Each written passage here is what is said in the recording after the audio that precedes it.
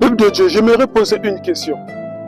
Où se trouve l'entreprise qui recrute les employés pour qu'ils ne fassent aucune tâche de la société et qu'ils auront un salaire à la fin du mois? Elle n'existe absolument pas ce genre d'entreprise. Ce ne peut pas être logique normale, à moins que vous dites le contraire. Par contre, on peut trouver des entreprises qui ont des difficultés à rémunérer leurs salariés. Ce genre d'entreprise existe. On peut les trouver partout. Donc, c'était juste un simple exemple pour comprendre que rien n'est gratuit dans ce monde. Il y a toujours une contrepartie, même avec Dieu, puisque c'est par ses bontés que l'on vit. Alors, quelle est la contrepartie de Dieu?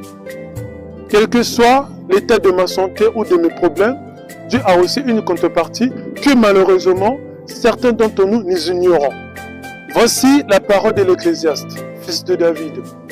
À l'époque, il était roi d'Israël à Jérusalem.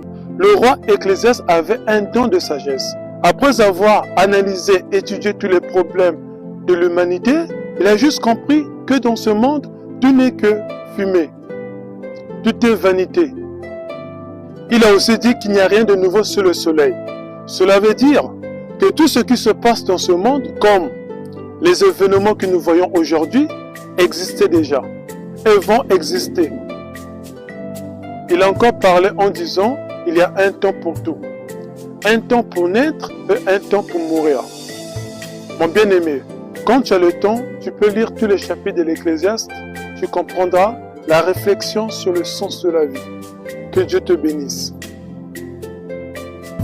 Ainsi donc, quels sont les avantages de l'intérêt de Dieu? Le fait que je respire, le souffle que Dieu me donne, malgré mon ingratitude vis-à-vis de lui. Voici la contrepartie de Dieu. Lisons Ecclésiaste chapitre 12, à partir du verset 13 à 14. C'est notre texte de référence, le passage de base. C'est écrit, crains Dieu et respecte ses commandements, car c'est ce que doit faire tout homme.